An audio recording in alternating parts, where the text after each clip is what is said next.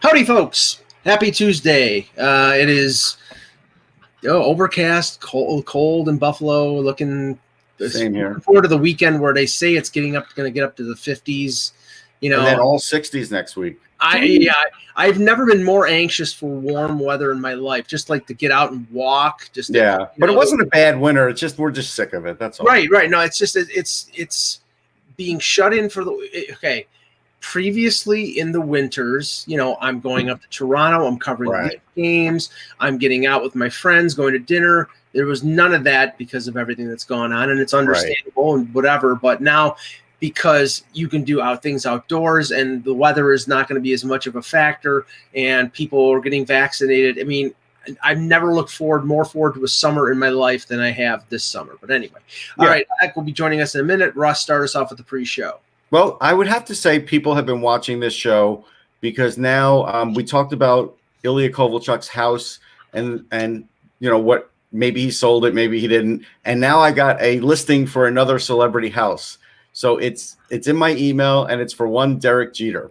So this is the house that he rented to Tom Brady. I don't think so. This is Greenwood Lake in New York. Okay, no. He rented a house in Tampa.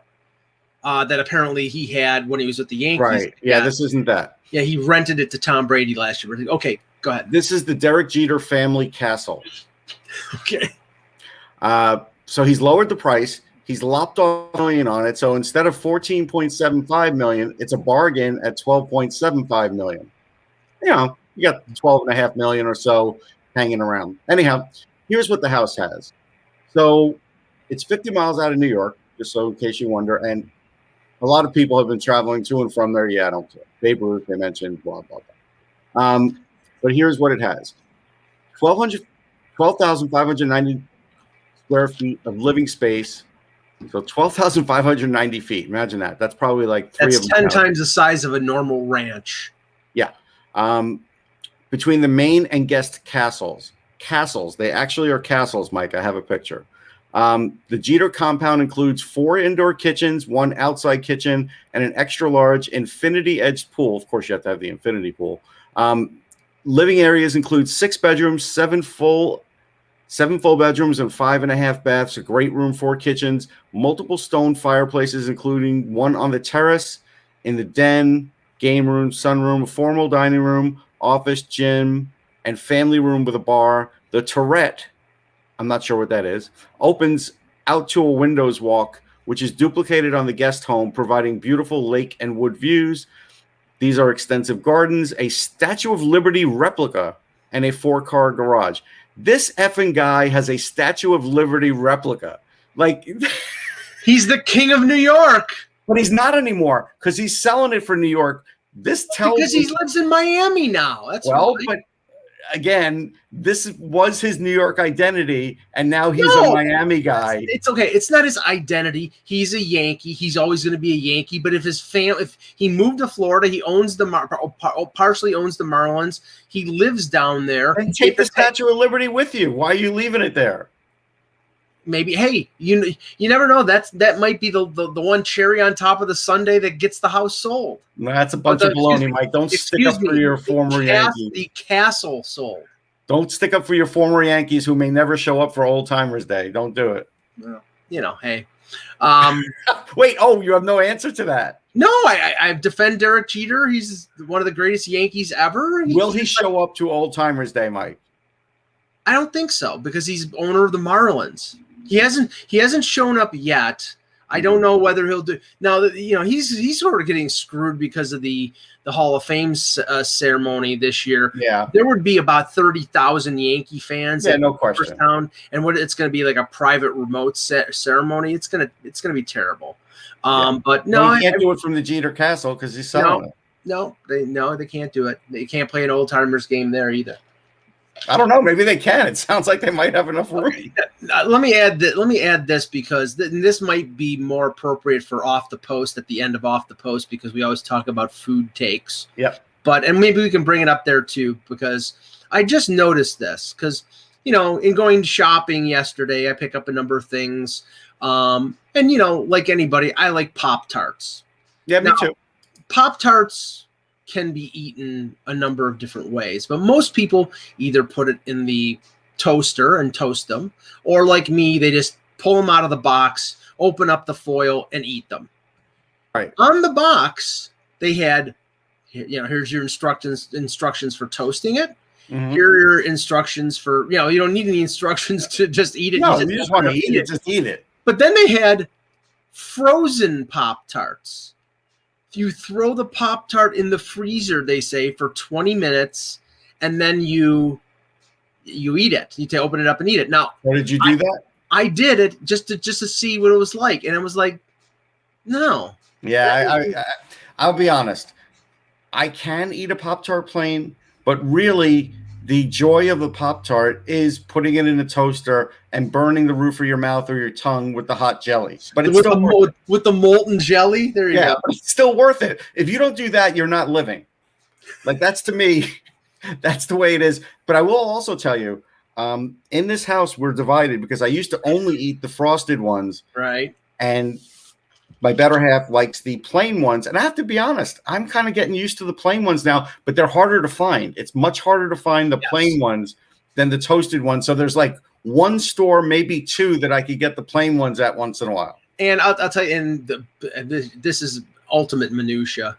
I don't know if it was what my mom bought as a kid, but the one flavor that I can't stand, and I like blueberries, but the one flavor I can't stand are blueberry Pop-Tarts, because she must have bought blueberry Pop-Tarts like every week. Yeah. And now, like, I eat them and I'm sick of them after one bite. It's like I usually get like strawberry, raspberry, cherry. Strawberry and cherry are my two favorites.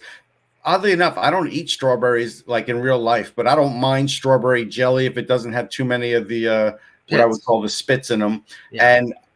And usually, like in a Pop-Tart, it doesn't have anything like that. It's all pureed. So I like those are to me the two best flavors. There's a lot of bad flavors too. Oh, please, s'mores flavored. There's pretzel ones. Like, come on. Yeah. Arthur in the chat says, "I like toaster strudel." Yeah, I mean, Esmir said he doesn't like Pop-Tarts. Blame your mother. That's all I could say, Esmir. Yeah, she beat you with a Pop-Tart. Hello, Hockey World. Today is Tuesday, March 16th, 2021. I'm Russ Cohen from Sportsology. And I'm Michael Agello, and this is the Hockey Buzzcast here on HockeyBuzz.com. All right, let's get it out of the way, because I'm sure Eck won't want to talk about it. And we won't spend a lot of time on it because the Buffalo Sabres, what more can you say? And honestly, it's like in the post-game media conference, I felt for some of the players. Now, they were the ones who went out there and stunk up the joint. They lost 6 to Washington. So they had to – but, they faced questions about, have you quit on Ralph Kruger? And somebody asked that question, and Sam Reinhart really didn't have an answer for it. And then 2 reporters later, somebody asked, have you quit on Ralph Kruger? I mean, they're basically asking the same questions over because A, they're not getting answers, but B, they don't believe them, because they can't believe that a team with the talent that this team has, and they're without Eichel, whatever, but Russ, they didn't even try. It was pathetic how bad. I didn't see the last one. I mean, games that I've seen, I have seen some players hard. I just remarked on Sirius XM, Lazar always plays hard. Ristolainen always plays hard.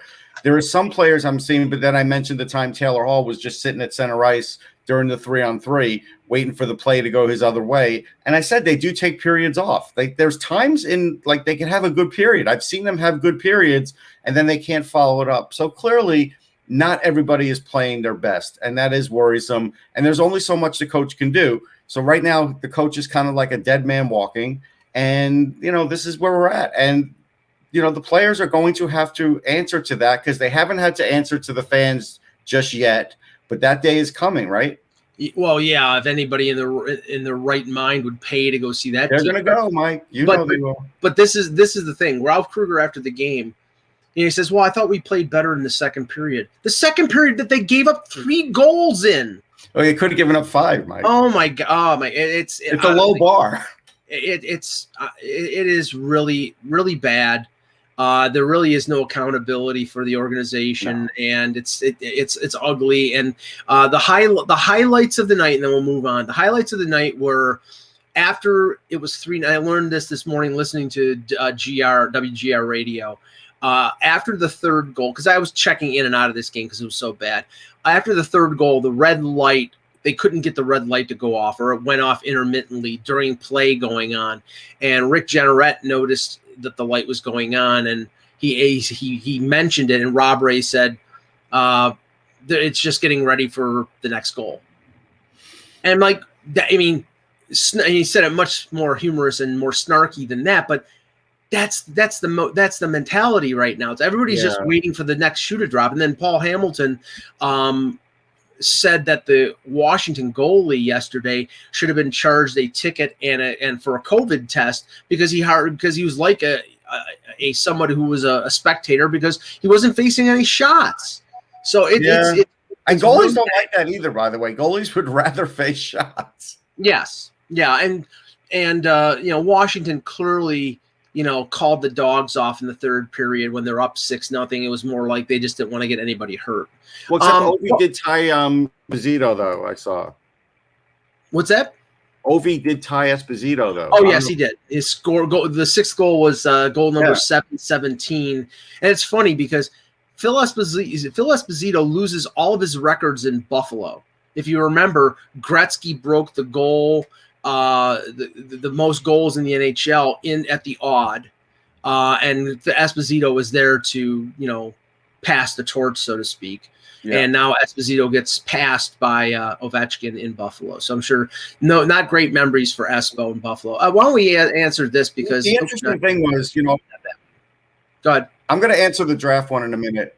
But the interesting thing about Espo is I watched a Ranger game where he literally, because I was looking at 3-goal games, 4-goal games, and Ovechkin is right there with Espo. What Ovechkin is doing, it really truly is. And the fact that, because Espo was really a tank in the crease and had great hands. Ovechkin's a more well-rounded player than Espo.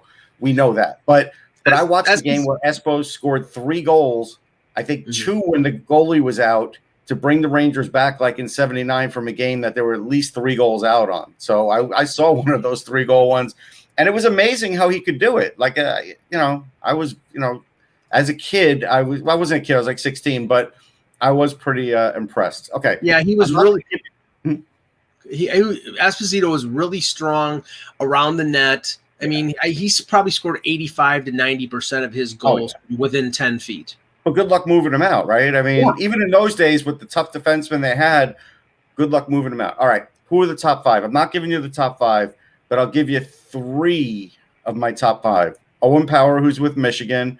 Brant Clark, who is another great defenseman. I forget what team he is. I want to say it's Barry, but I'll look. No, I got it right here. Hold on. I think it's Barry. I'm going to go with memory here. Barry. Okay, I was right. And the third one I'll give is Matty Beniers, who I just wrote an article about on Sportsology, also from Michigan. Right now, those guys are going to be in my top 5.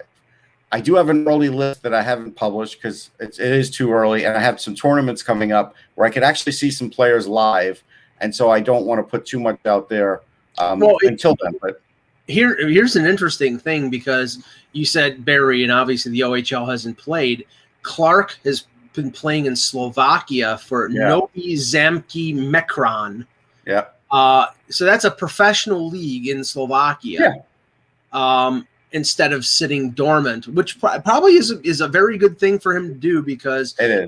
I just wonder how many of these draft prospects are going to get hurt by the fact that they've been, haven't found homes, and some of them have been able to play in the USHL or have played, in something, but a lot of them, not many spots were open in Europe for players to go over.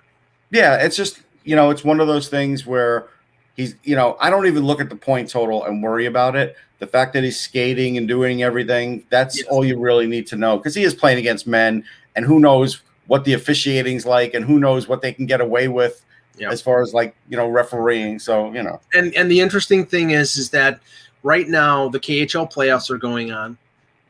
I believe the SHL playoffs are starting soon, or maybe I've already started. So when those teams end, you're going to have players available to come back in North America. And if they're junior players like Clark, the OHL may be starting in early April. He might be able to play for Barrie. Players like, and I heard we'll talk about Kyle Dubas's press conference in a few minutes, but players that are prospects for the Leafs like SDA, I won't even, everybody knows him as SDA because his name is so long, or Philip Hallander, or Dennis Malgin, who's playing in Switzerland. All those leagues are ending, and those players are going to come back and play for the Marlies. So, all of a sudden there's going to be an influx of talent coming in from Europe, and that's. I did want to mention this, Mike. I saw this the other day. There's a player, Timur. Yes. Timur Feyzudinov. And what a tragedy. My God. Yeah, plays for Dynamo, defenseman. He got hit in the head, and he passed away at the age of 19, got hit in the head with a puck. It doesn't look horrible in the video, but again, anybody's head, you get hit in the wrong spot, you get hit in the temple, whatever, softball, anything you do in life, you could fall, hit your head, and just die instantly. And he didn't die instantly, but pretty quick. And so we just, rest in peace for that kid. It's a shame. 19 years old. I mean, you think of situations like Sharaponov, the Rangers. Oh, yeah. One I think could have been prevented, though. That could have been prevented, but he probably would be alive. But based on what we found out after he died, because he had a congenital heart situation, it would be like a Yuri Fisher situation where his career would have been over with. But he would have been alive, and that's the most. He was an interesting kid. I was at the draft and had a chance to interview Sharaponov, and I still have the sound of him and the interpreter. And, he felt like he was going to be a great player. A lot of people felt like he was going to be a great player, not a superstar, but a really good player, maybe like a 60 to 75 point player. And I think Yager was a teammate of his when he passed. Yes. And I think that really affected Yager for many years. And so, that's another one where I think about Sharaponov once in a while. I do. We did a lot of coverage on him on my website, and that's another one that really sticks with you. I mean, honestly, it's like, I'm a Celtics fan in the NBA, and every time I think, God, how many more championships would they have won if Len Bias had won? Yeah, Len Bias was great. I mean, you got to remember, they had the second pick in the draft with Bird and McHale and Parrish in their prime. And I think the first pick was Brad Doherty, that draft, and then Len Bias was second or third. And imagine adding a guy who, people said was, he was a different type of player, but he was like a James Worthy, but with a better shot from outside. I didn't see a lot of him because I'm not a big college basketball guy, but everybody said before and after he would have been like a game changer for them. Like he would have been an impact player. Yes. Yeah. He was tall. Really powerful. Yeah. I mean, who knows? All right. Let's get on to more pleasant. Well, maybe pleasant for some people, but say sorry, Cam. His dad passed suddenly in 2014. Yeah, that was. I saw that. I'm sorry, Cam. Yeah, that's a shame. I watched a lot of the Flyers and the Rangers, and you. I'll call you Nostradamus because you thought that Carter Hart was going to have a difficult game, and he did. Yep. It's not a shock. No. And we were watching that game, and he says, the next goal is going to be a bad one. And then it was an extremely bad one. Now, Hart gave up 4 goals, but the Flyers found a way to win that game, Russ. I think Kincaid being in net helped them definitely, but Kincaid just never seems settled. You know how you can look at a goalie and say he never looked right from the minute the game starts? He never looked right. He looked off balance. He couldn't handle the puck behind the net. Everything just looked off about him, and Hart just looked the same. And again, I don't want to get into these nuanced conversations where we're going to decide which goals we should blame on a goalie and what ones we don't. We do that enough with Freddie Anderson, right? But you have to admit, at the end of the day, right now, if you put Carter Hart in a game, he's given up 3 or 4 goals, whether it's his fault or not, right? Like, it's just happening. Where before, Elliott was cutting it down at least a goal a game. Sometimes he'd only give up 2. We get the defense is bad. We get there's other things wrong. But when you have another goalie performing better than he is, obviously there is some more he can do. And yes, the glove hand's a little too low. He's trying to, fix the shoulder height, all those things, right? And it's a work in progress.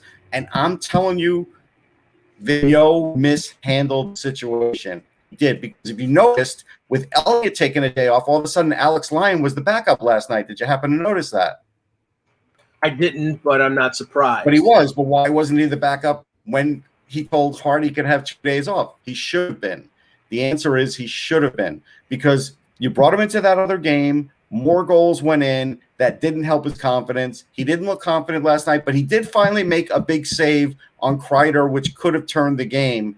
And so that maybe is a turning point for him. We'll see. But we're always looking for a turning point with Hart right now. And so far there hasn't been. Yeah. Now, the Flyers almost won this game before overtime. And the overtime goal by Voracek was embarrassing. I mean, that was embarrassingly bad. That was a shinny goal. Voracek, I give him credit, man. He is a gamer in the sense that he was on the ice for probably 3.5 minutes. He was dead. But he carried through with that shot with the extra stick work, because he felt like, you know what? This goalie's not that good. I probably could get it in. And he did. And I give him great credit for that. Now, you've been tooting the horn of Reunion. Yeah. I didn't. I was watching that game and a couple other games at the same time, so I didn't see many shifts of him. How did you see? I mean, he looked pretty good. I mean, it's his first game. I thought he skated well. I saw a few times where he made a couple good passes. I was probably more shocked and horrified. I did call the game a tire fire, and Mick Kern on Sirius actually looked up the definition of tire fire, and he said, "Why did I say that?" I said, "Well, if you were trying to teach someone the game and showed him that game, you couldn't teach him defense, because nobody played a stick of defense. There were tons of turnovers. And, it was one of those games where, like, all of a sudden there was just a little bit happening, and then there's a break. And there's a little bit happening, and break by break, I mean a 1-on-0 breakaway. And so there was too much of that. It was crazy. And so at times I was laughing at that game by how bad both teams' defenses were. And this is the Flyers-Rangers, Zach. I call that game a tire fire. It really was a tire fire. Yeah, I mean, felt bad for the Rangers. It's funny when my daughter's friends are texting her, asking her to ask me when the Rangers are going to get a goalie. That's when things are in trouble. They have 2 of them. I know they have 2, but this is like, they're like, oh man, remember when the Rangers had good goalies and all this stuff? Yeah. When you start seeing that, it's like, whoa, okay. I mean, honestly, there's not enough emojis to explain how bad Keith Kincaid was. There's no emoji to express how I'm feeling right now. I love that expression. That's a Simpsons line there. Yeah. And that's I know. I mean, it was a. Well, we gave Voracek credit for that last goal because he was on the ice for probably 3.5 minutes. Yeah. Dead. Totally dead. But the fact that Kincaid went after the puck the way he did, it made Voracek's goal so much easier. It was incredible. I know. Of course, since I heard your voice, I'll be right back. Let me put the dogs out 1 second. Sorry. Okay, we'll move on to the other. I have to teach Eck better training methods. Yes, please. I was watching a little of this game because it was close until the middle of the third period, Florida and Chicago. And, I have to give Chicago credit. I didn't think they were going to be anywhere close to the playoffs. No, me neither. They're in a playoff spot right now. But it was 3-3 in the third period, and Barkov scored a shorthanded goal. And that was completely deflating for the Hawks. The thing is, again, Florida, I mean, I don't know how they're doing it. Their goaltending, I mean, Dredger is the number one. He's playing a lot better than Bobrovsky. Did you see he was on the trade, like somebody's trade chart? Like, why the hell would they be trading Dredger? There's no way. They can't trade him. They can't trade him. They must think that he's a UFA, so they could get. I know. I mean, I get it. He's UFA. I get that they can only protect one goalie. If Quenneville likes him as much as he does, he has to be able to. He's going to use him. They're not going to sign and protect Dredger over Bobrovsky. No, they're not going to. I mean, why would they protect Bobrovsky? Well, why would they protect him? Seattle's never going to claim a guy making $1 million. So let him. Don't have to protect him. You don't have to protect him now. So, like, to me, it's like there's. I think he has a no move clause. They have to protect him. Well, that's a different story. I'll check for sure, but I'm pretty sure he does. Yeah. And to the chat room, to Michael Cohen, I was not dampening the Flyers' win. If you think that was a good win, then that's on you, man. Mike, no, this is what I'll say about that. You're going to be okay? banned. Believe me, you're going to be banned. It's not a good win, but at the same time, I mean, it wasn't a pretty win, but a win's a win. If you want, it wasn't a pretty win, but how about it wasn't a pretty win, but it was a good win. I think at the end of the day, that they had to win. That was an absolute must win for the Flyers. Like there was no two ways about it. They had to win that game. So it wasn't a pretty win. They didn't. They came out really, really strong. Then they let up. Carter Hart made it look really good at times, looked really bad at times. Yes, they do have to protect Bob. I know. Bobrovsky has a no move clause. Well, I will tell you this: there's no way that they'll let Dred. He'll just ride it out. I mean, they have to use him. Right. They can only take one goalie. So I mean, or they can only take two goalies. I mean, there's going to be other goalies out there too. Whether or not you think he's the guy you want to take, I don't know. What Florida will do is they'll leave him a UFA until after the expansion draft and then sign him.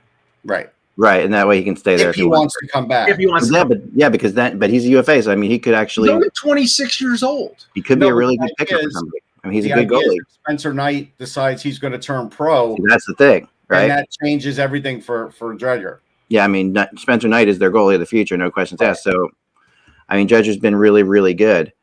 Watching that team, I watch them all the time. I am fascinated by how they're doing it, Mike. I agree with you. I don't know how they're doing it either. Sometimes they're like, if it's possible to say that they're overachieving, but also better than you thought they'd be at the same time, I think that's fair to say. Like, it's weird to say like they're better than they have talent and they have some real skill there, and they're better than we thought they'd be, but they're also overachieving for that. Let's just say this. The big surprises, I mean, I think most people thought Patrick Hornqvist was done because he didn't look good in his last year in Pittsburgh.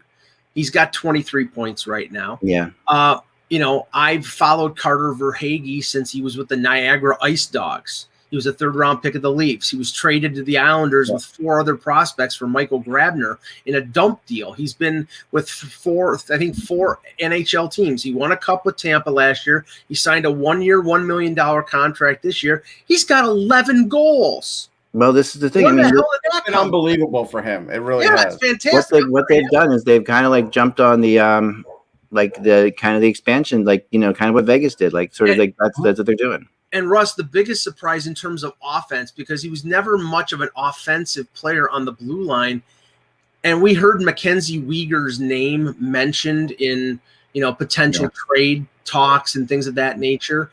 He's got 17 points in 28 games. Yeah, Quenneville likes him too much. He's going nowhere. Yeah, no. I'm just saying he was an RFA, and they. I know, but now he's going to be one of his guys. Yeah. I've been calling around to see what teams, are going to do things at the trade deadline, and I don't think that team's going to do much. I think that they are. I mean, because really where they are is, to bring in money, they won't do that. And now, an interesting note here, Ak, and we have to monitor this. Elliot Friedman said yesterday on his podcast that the Canadian teams might shy away from veterans like Eric Stahl, for example, meaning Edmonton, meaning Toronto, meaning Montreal, because the 14-day layoff for the quarantine for a 36-year-old player, it would take him longer time to ramp up rather than a younger player. So if they're giving up a significant asset for a veteran player like Stahl, the 2 weeks might be too much.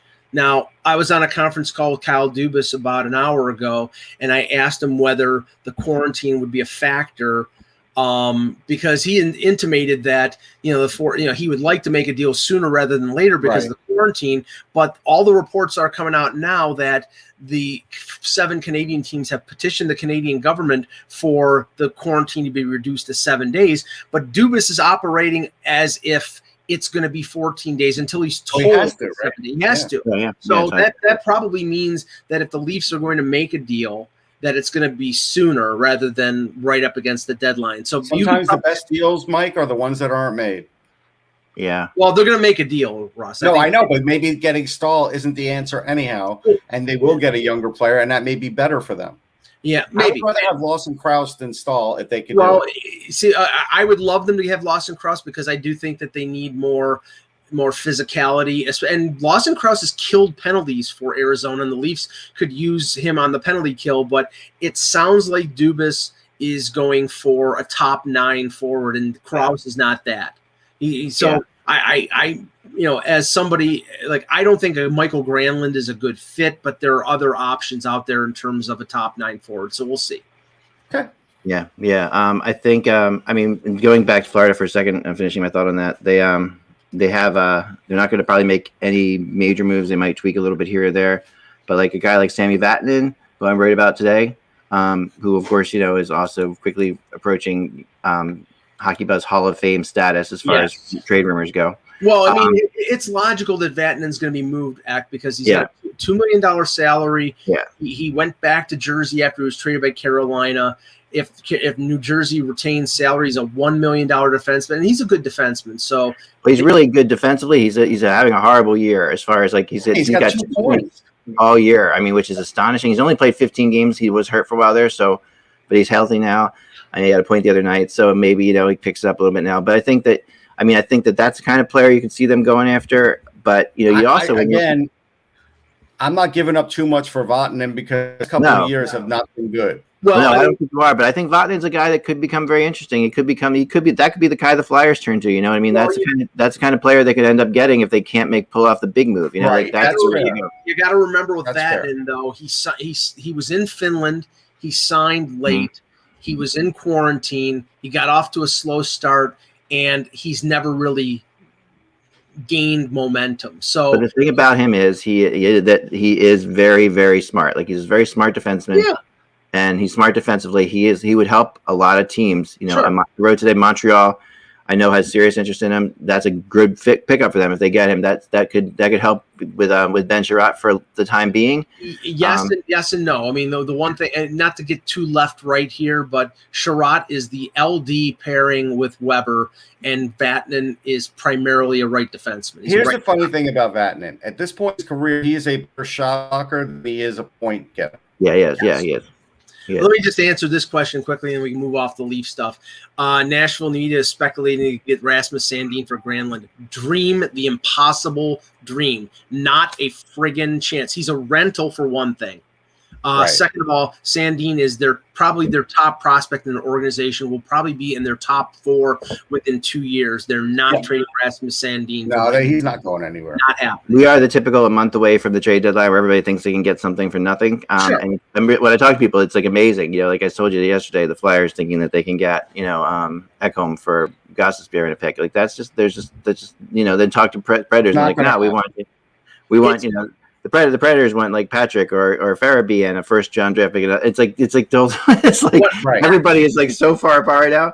All I know is that a month ago when Ekholm's name started being mentioned and he had a year left in his contract, I said and other people said it's going to be a Muzzin type deal in terms of the package: a player, a prospect, and a number 1. And yesterday, Elliot Friedman said what Nashville's looking for is a player, a prospect, and a number 1. It's not going to come off of that. You don't need any sources to know that's what Nashville's looking for. That's why they've been in Lehigh, because they're looking at the Flyers. Yeah, they're looking for that. And I think the reality is somewhere in the middle. I think we were placing Ekholm's price a little bit high. I think higher than it's going to be. When we were talking about that they'd have to do like a Konechny or something like that. That's not going to be the case. But at the same time, it's not going to be super low either. I think it's going to be. I think Muzzin's a good comparison because what player did they give up in that thing? They gave up. They gave up Trevor Moore. Right. Gave up Carl Grunstrom. Yeah. No, excuse me. They gave up Carl Grunstrom, Sean Dursey, and a first-round pick. Right. So that's not. That's Sean not. Dursey was a second-round pick in the previous year, and was having a great year in the OHL. Right. And Grunstrom was a good and is a good pro. So I mean that. And a number 1, they got Bjornfoot, and he's going to be a good pro too. Yeah. Let me ask this though. Look at Lehigh and look at all of a sudden you're saying Nashville's scouts are at Lehigh. Who are they looking at? Are they looking at? I think they're looking at Tanner Lisinski. Yep. I think they're looking at Yegor Zamula. I heard. Who's the Russian center up there too? Russian defenseman. Oh, you're talking about Russian center. Yeah, I know. You're talking about Sasha. Blah blah blah. I forget his name right this minute. That's the guy. He just had motivation problems, though. I don't think. No, not him. Not the guy. The guy. Not Maxime Shushko. No, the one who's been up for the Flyers. He's not Russian. Yeah, he's Belarus. He was up last year for the Flyers. This guy. Yeah, you're talking about a really good two-way center. He's a good two-way. He's a high draft pick. He's had injuries. Yeah, but he's got potential. Like they like him. Yeah, and somebody in the chat room. He is a good player. And I think that's the kind of I think the Preds, if they get him, that would be a great pickup for them, because I think he needs a place to play. Like he's ready for the pros right now, and he needs to move up in the NHL. I don't know if he's ready for the pros. Like, I guess if he stays healthy, he is. It's Rupstov and there you go, Rubasov. Yeah, Rubasov. But he's not played a lot of games, and I don't think they're going to risk it. I mean, he's actually not in Lehigh right now. I was going to say, according to this, he hasn't played any games. Yeah, right. He's not in Lehigh yet, so where is he? It can't be him. He's playing in the juniors. Okay. No, he's not. He's coach. He's in the KHL. He's in the KHL. Okay. He's got 11 points. So I don't think they're after him, or they wouldn't even go to Lehigh. I think it's more like Zamula. I think it's more like Lisinski. Maybe Ratcliffe, but Ratcliffe's not playing either because he had a collapsed lung. I don't think he's even back yet. Wisdom? Yeah. Wisdom? Nate Wisdom, I don't think they would trade. He's actually doing really well. And could they look at Alex Lyon? I thought about that too. Like, I think that there's a possibility they need that kind of. But he's not good enough. Ratcliffe. I just said Ratcliffe. Oh, you just said Ratcliffe. I'm sorry. Yeah. He had a bad injury, and I don't even think he's playing right now. Actually, he's only played 5 games this year because he had a collapsed lung. Okay. The number 1 team in the league right now, by the way, is leading them in scoring for what it's worth, so they're not going to get rid of him. Yeah, the number 1 team in the NHL right now is the Florida Panthers. By the way, they have, and that is an astonishing. I mean, they really are the story. I mean, Quenneville is the coach of the year. I mean, yeah, I will say the last thing: if they get rid of Millman, that's a loss because he's a hell of a defenseman. He's getting better defensively. Yeah. Mason Millman is a really good player, though. They could be looking at him too. Richard's right. Yeah. So Calgary is 3-0 under Daryl Sutter. So Sam is reigning. Oh, that game last night. I watched something about that game I want to talk about. I have to say, Brett Ritchie beating the crap out of Jujhar Khaira was beautiful. It was a great fight. Yeah. Okay, so you got to forgive me for a second. The Edmonton goalie who played last night for the Oilers was Mike Smith. Thank you. Man, I'm losing my mind. All right, so watching that game with Mike Smith last night, that was one of the rare instances where you watched a goalie who literally was trying to prove why he should be there still by trying to play the puck all the time. I've never seen a goalie. Mike plays the puck a lot. He does. And I remember joking with him in Philly, back when he was with the Lightning. One of the first interviews I ever did was Mike Smith, and he's like, yeah, I want to score one day, and I think he did. Yeah. Right? Didn't he? Mm-hmm. He told me that way back. He did score once. I have that video from that was the first year I was doing this. And he's a great guy and a really good puck handler. And you would think that would help with the Oilers because, you're getting that outlet pass. So last night he tried to prove that. You could see it, and it backfired on him so much because he was making too many plays. He was trying to do too much. He was losing. They were playing shorthanded defensively, although, I know Toronto fans will make a joke because Tyson Berry was out, and that's, but, they were down to 5 defensemen, so he's probably trying to help out the defense more than he normally would. But I think, with the goalie coming up and them ready to make, them looking at what's happening, I think that he really has to, he sits there and says, you know what, I'm going to show them why I should be the other goalie here. And it really cost him the third goal, is right, Randy. And he made it, and not just that, but it made the Oilers generally jumpy, because it's a good thing, sure, if there's 4 minutes left to go in the third period and you're trying to get a goal, that's one thing. But he was playing like that the entire game. Like he was trying to catch the puck before it got in the zone where he can't play it. He was out of position constantly just because he was trying to play too much. It really did. I got a trade proposal here for you. Elizabeth makes a good point. Like she says, "Hey, Flyers need Ryan Ellis." Okay, if the Flyers were to get Ryan Ellis, they would lose Farabee in a pick. But would you do that? That's the question. Would you do it? It's a real tough one because it'd be like Farabee in a first rounder, probably. I don't know. I don't know if it would be Farabee in a first rounder. I think it would be for Ryan Ellis. Yeah. Ellis is under contract for like 5 more years. Right. And I love Farabee. I think I would do it based on what's going on with that. I would do Farabee in like a second or third. I would not do Farabee in a first. Ellis is under contract for 6 more years at 6.25. Yeah. I mean, Ellis is I love Ellis. He's a great playoff guy. Too. Got a great shot. He's a great playoff guy. He would fit incredibly well. He would make the Flyers defense immediately really tough to play against. That would be adding him and having him and Provorov, on the back, and that's a serious first combo, for sure, because he's almost at Provorov's level.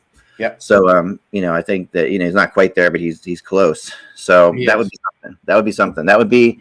And you wouldn't have to give up that much. You would have to give up. I mean, but Farabee has there's a lot of value out there too. Like people really like Farabee.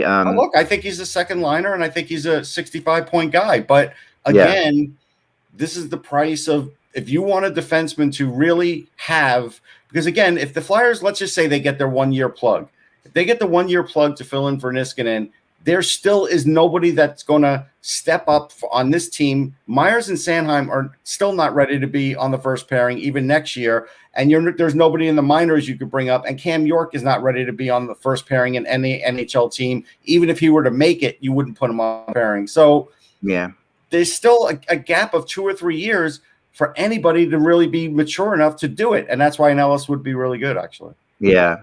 No, and that's a tough player for the Predators to move to, because he's a really vital part of their team.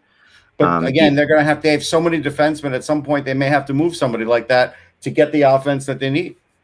Yeah, but he might be their best defenseman, so it's tough to. He's not better than Yossi. He's not. But a year or two from now, he's their best defenseman. Is what I'm thinking. So it's close. I don't think Yossi's going to fall off that much in a year. No. He's only 20. I think he's 29. Yeah. I mean, it's not like he's somebody like Brent Burns in San Jose who's 36, or Vlasic who's 33. Yeah. I think Yossi is still going to be a top flight defenseman for another 3 or 4 years. Yeah, it's just the second half of that contract, like any of these long-term deals, that's going to be painful. Yeah, no, that's it's true. I mean, they would be, and I do think the Predators have to prioritize offense, though. They have to make a move like this. This is the kind of move they need to make. This is the kind of move that it would have made sense. We've talked about years that Toronto and Nashville need to get together and make a trade because the Predators full of defense and the Maple Leafs full of offense. Well, I have to say though, you'll probably find this refreshing, Eck, because like I said, I was on Kyle Dubas's conference call today. Yep. He said that this is an opportunity. He didn't come out and say that I'm definitely going to go all in, but let's just say he said if he could make a deal and would he trade a top prospect for that last piece that he thinks would put them over the top, he said yes. Yeah. So I mean, they're in a mode where they see an opportunity to at least get to the conference final, maybe the Stanley Cup final, based on the way things break, and it all depends on what is out there and how they can manage the cap, because they don't have a lot of cap room. But right. I asked them about, like the deal that they made with Vegas last year. They were the middleman in a deal with Vegas where Chicago and Vegas trading Robin Lehner, and the right. Leafs were the middleman where they retained salary. Right. And his only concern is that there are very few teams out there that have the cap room to be able to do that, but they're not basically relegating themselves to any, limiting themselves to any possibility. So, for Leaf fans, I think that's refreshing. It's just a question of what they do.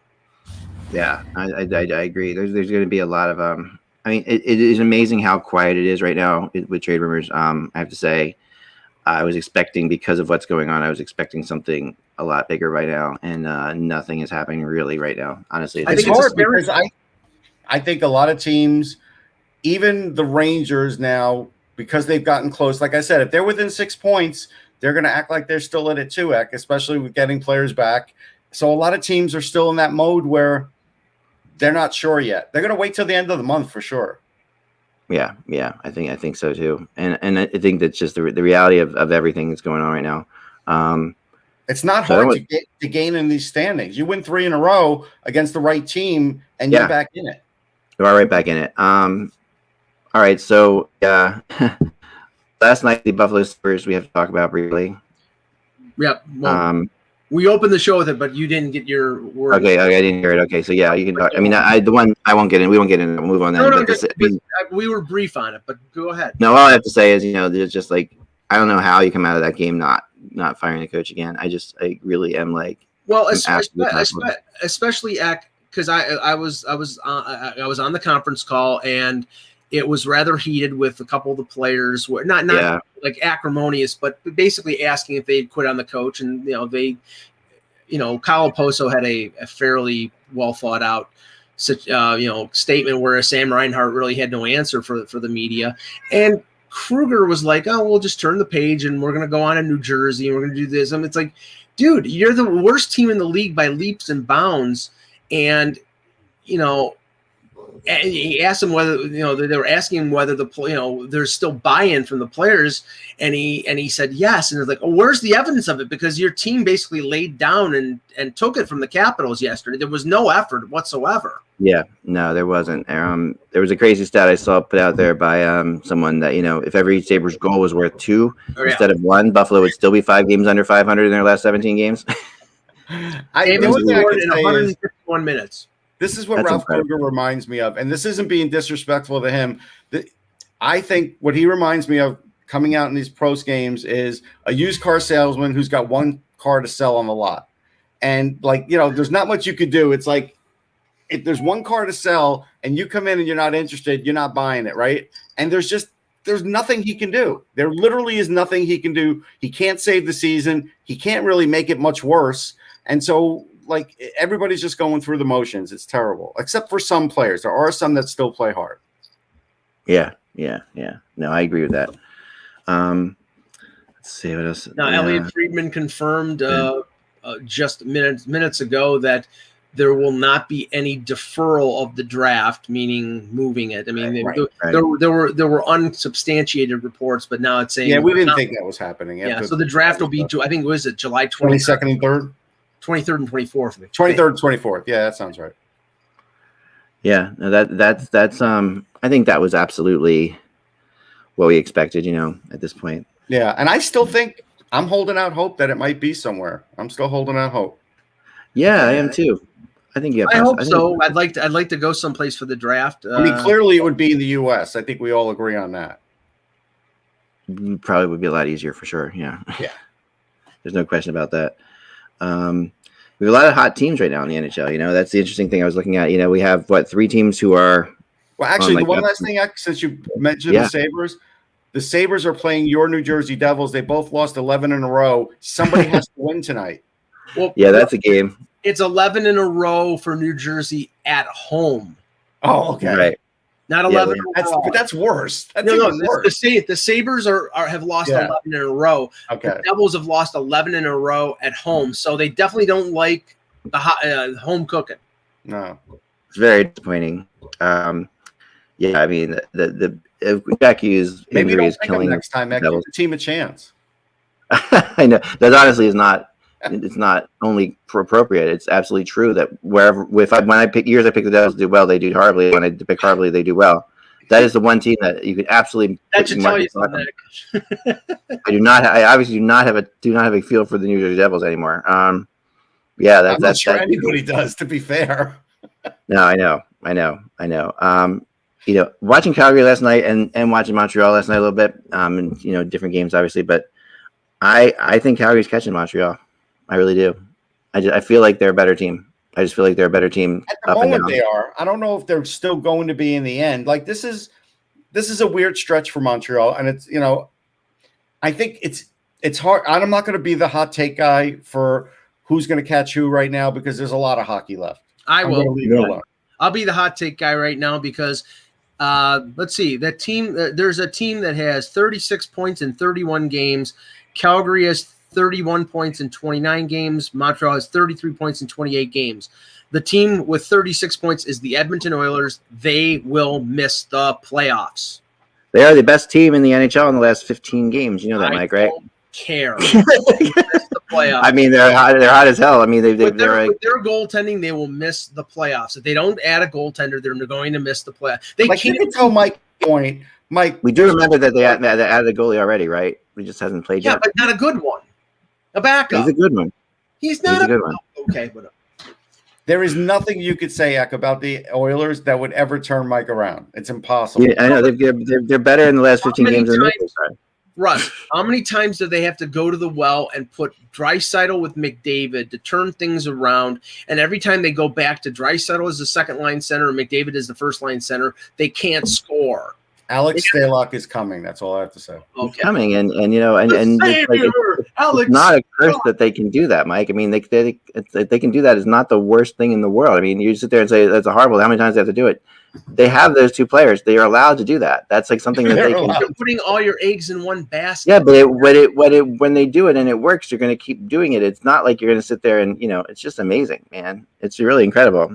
You're starting to get predictable with that one. They're good. They're a good team. I mean, last night Calgary was a better team than them last night. There's no two ways about it. They're a 3 or 4 man team. They're an average NHL team. That's what they are. They're an average NHL team with 2. Okay, they're an average as NHL a team. They're average with 2 of the best players in the league. That should tell you what the rest of the team is. Crap. The rest of the team is a playoff team. No. Okay. The rest isn't crap. They have some other really good players. Yeah. I like Kaylor Yamamoto. I think Nurse has played really well. Actually, I mean, they had some nice goals last night from other players too. They are not. They don't have enough of those players, Russ. They have like maybe 8 good players, and then the rest are substandard. The Kyle Turrises and the Chris Russells and the Mikko Koskinens and the Mike Smiths. What position do they play, by the way? Alex Stalock. Yeah. Okay. I mean, yes. I can't wait till he gives up 6 and then Alex Stalock. Has he ever given up 6? You better look it up first. Oh, please. Hey, he gave up 6 with the Toronto Marlies a few years ago. Oh, with the Marley. Will you stop it? That's a lot. So because he did that, is that the whole thing with Stalock? I knew there was a connection somehow. It's the fact he was a Marley. No. But the Leafs had him, and then they need a goalie now in the backup, and they don't have. No. He was dumped. He was dumped to Toronto in the James Reimer deal, and basically Toronto told him not even to show up because they didn't think he was that good. That was smart. Well, they certainly got that one right. that was smart. He would be a hell of a lot better than Campbell right now as your backup. I mean, that's no, you're wrong. Oh, I don't know about that, Mike. Are you really going to go on that island? I think Jack Campbell's a much better goalie. I think Jack Campbell's a much better goalie than Alex Stalock. Oh my God, Mike. Russ, other than 2014 when Alex Stalock had a great year in 24 games. Last year was great. Let me finish, please. Go ahead. He had a 1.87 goals against, 932 save percentage, and was 12-5-2 with the Sharks. That was his best year. After that, 902, 884, 910, which is respectable in 28 games with the Wild in 2018. Last year, or 2 years ago, 899, and last year, 910, which is average. Was he average last year, Mike? Honestly, yes. No, he was not. Did you watch him play? He played 38 games. You're the one who says that's lie, and you're lying right now. He got the Wild into the friggin' playoffs. I mean, he really did. Without him, they don't get in the playoffs. He was really not. He was well above average last year. I want to see the savior known as Alex Stalock in Edmonton, leading them to the Stanley Cup playoffs. As sure as that shirt is gray, Alex Stalock will. Alex Stalock is like the perfect person for Mike to hate on, actually, because Alex Stalock is like, he fits all the perfect criteria. He's the nicest guy in the world. I know. I don't hate him. I don't hate him personally. I don't think he's a very good probably covered and talked to him in the minors, Mike, right? Right. No. He played 3 games. I missed all 3. Okay. All right. So he was let go by the Leafs, which is always a bad thing, and he's an Oiler now, which is a bad thing because you're in the way you talk about the Oilers, it sounds like you're afraid of them. I mean, honestly, that's what I think. It sounds like because it sounds like the Oilers and Leafs. It sounds because they are. I mean, and I don't think you should be. I think the Leafs match up really well against the Oilers, and I think the Oilers would win every playoff series against the two teams. I'm going to answer Cam on this. And I think Cam means this in a positive way. He goes, Alex Stalock is Dwayne Rollison 2.0. There was a time when Dwayne Rollison was a savior. Yeah. Oh yeah. Him and Manny Fernandez, but they had the stifling, suffocating Jacques Lemaire defense in front of him, and that's why he was so good, because they just needed the goaltender to make the first save. Alex Stalock is not a savior. He might, and I don't despise Alex Stalock. I think you're overselling him. I think he is a good 1B who was put in a role last year where Minnesota had to play him a lot more games than they had to because of Devin Dubnyk's off the ice. But he was like a Cam Talbot 1B last year, and that's exactly what Oilers need right now. But he's not that. He's not that. He did it in a window, Russ. I don't think he can do it again. I don't think he's that good. So we'll see when he plays. We'll see. I mean, obviously Minnesota. We're not saying he's let a him savior go. either, Cam. Don't worry about it. Minnesota let him go. They had Kakinen and Talbot, right? And they went with Talbot. I don't know if I would have made the same decision. I don't think I would have signed Talbot, to be honest. But that was my opinion. But they, I would have gone with Stalock and Kakinen and been happy with it. I will say this: Talbot's done pretty well for them. I think they felt like they needed to have an experienced, steady goaltender because they didn't know how they would be. But now seeing how good they are, I think they would have. I think if they could do it again, they would probably. Now this is the point. I mean, Michael Cohen, like a broken clock, makes a good point twice a day. Toronto and Winnipeg are the class of the Canadian division, and then you have 3 teams battling for 2 spots, and the Habs and the Flames have a definite, cavernous advantage in goal with Markstrom and with Price and Allen. I just wish we could fast forward. If I had the power to do anything, my one wish would be to fast forward to the playoffs so we could start talking about the Leafs in the playoffs and Anderson in the playoffs. That's really what I want. Yeah. I know we'll get there. I know we will. We'll definitely get there. Man. So Vanacek had his first shutout last night against the Sabres in that game, by the way. That's not hard to. Why don't we take a couple questions in the chat? Take a couple questions. He is. He's been much better for them than they thought. Obviously he was going to be their third string goalie, but he's helped them tremendously this year. Yeah, and without him, they would have had issues. If you have any questions in the chat room before we get out of here, here's a trade proposal. Mark Stahl retain half of his salary, which you'd have to do, but probably in any trade with Mark Stahl because he's making $5.7 million. Bobby Ryan and Taro Hirose to Boston for Anders Bjork and Jake DeBrusk. I don't think Boston wants to trade Bjork. I mean they're close because he hasn't produced the way they'd hoped. I actually think this is a trade that could happen. This makes some sense. It does. Hirose's a really decent player, but hasn't quite put it together yet. But there's a lot of skill there. DeBrusk would be a good fit. You would think. Well, he's young. Well, and I asked this to Kevin because obviously he's in Detroit and he knows that organization like the back of his hand. It sounds like right now the only guy who's safe in Detroit, other than like their prospects, is Dylan Larkin. That everybody, Bertuzzi, Mantha, everybody is up for trade, or and they're not all going to get traded. We know that. Well, no, but I mean, I'm a little surprised at Bertuzzi because I know he's had some injury issues this year, but he's a pretty feisty player. Unless they just think that they've been losing so long that the taint of losing for a long time is rubbed off. I'll answer this for Randy. Are the Flames still trading Bennett? I will tell you what Ryan Pike told us on Off the Post, who covers Calgary, does a good job. He basically thinks he will be around for the expansion draft and be left exposed for that, and he'll end up on Seattle. That's what he thinks. I think that's possible. Here's a good question. Would the return for, I'm assuming he's Connor Garland he's talking about, be similar to the return of Raquel? I don't think so. Actually, better because I think they have rights to Garland, where Raquel is, a UFA. Well, no, Raquel has got 1 year left. 1 year left, okay. Yeah, but he's got a fixed price at under $4 million. Garland, for the teams that have no cap space, and this might be a Toronto thing because again they don't have any cap space or very little. Garland is making I think $800,000. Yeah, but even if you pay Garland, you could get him on a 3-year deal cheaper than $4 million. I think. Sure. Well, no, but what I'm talking about, Russ, is the ability to fit him under the cap this year. Right. Yeah, he's $775. If he's available, and I kind of don't think he is. The Garland return is bigger. I do. It is bigger. He has a lot of upside. I've talked about it before. It's one of my favorite players in the league. And He just has a ton of upside. I honestly think I'm not casting aspersions on Garland. I think you're right. He's got a lot of upside. But what I'm questioning is Arizona's willingness to pay him, and that's why he might be traded, because that organization is in financial trouble. Well, yeah, I mean, it depends how much you're going to have to pay him, and I guess, is he a $5 million player? He's probably, he scored 22 goals last year. This year he's got 22 points in 27 games. I believe he's their leading scorer. He is their best player, I think. I really do. And we talked about that before. I will tell you this.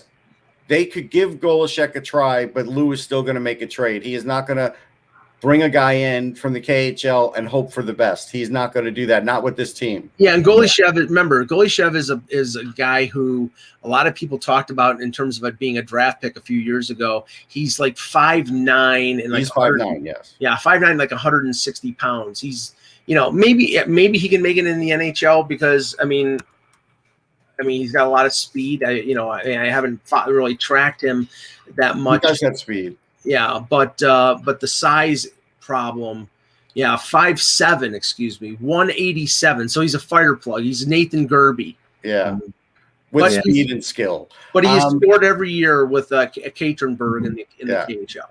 El Guapo asks, do I think players? Do you think that players will be moving up and down the draft more than other years? I kind of do.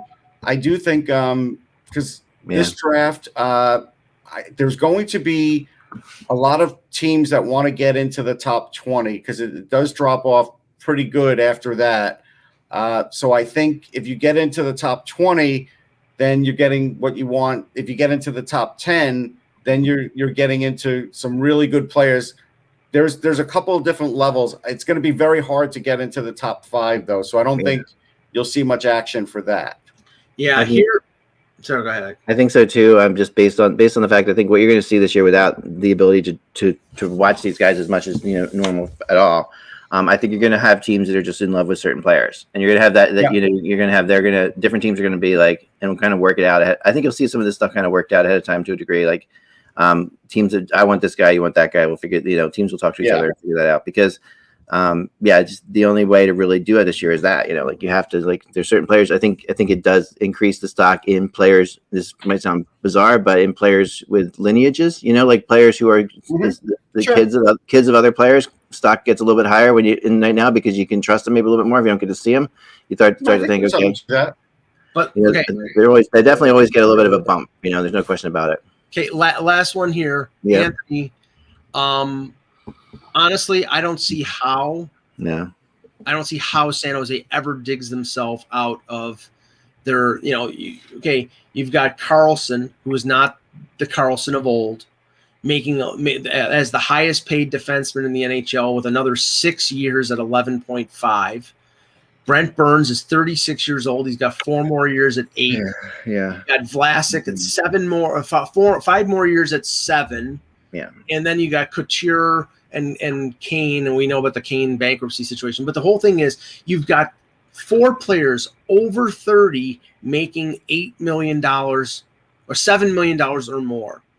Good luck. And I don't say this to any kind of particular glee because I don't dislike San Jose, but these are boat anchor contracts, and I don't know how unless all of a sudden Gary Bettman gives you 4 compliance buyouts, how you get out of this. I'll give you a guy that I think could get hot at the trade deadline. Devin Dubnyk's actually played pretty well.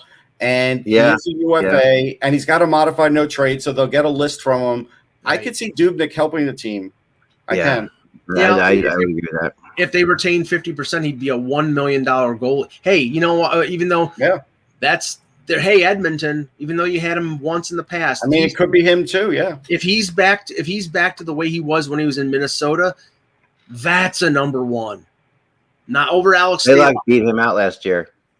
That's why they moved him. They beat him out soundly. He did beat him out soundly last year. I know. No, hey, it might be revenge for Dubnyk to come back. Mike doesn't remember that though.